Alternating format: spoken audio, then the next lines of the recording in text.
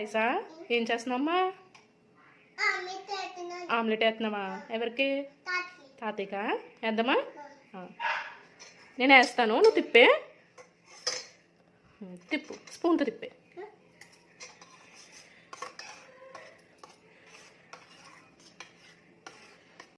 ఏంటి? పచ్చిమిరపకాయ కాదు, అది క్యాప్సికమ్. కారం రాదు. తిప్పు. ఉప్పు, పసుపు, కారం. తిప్పు.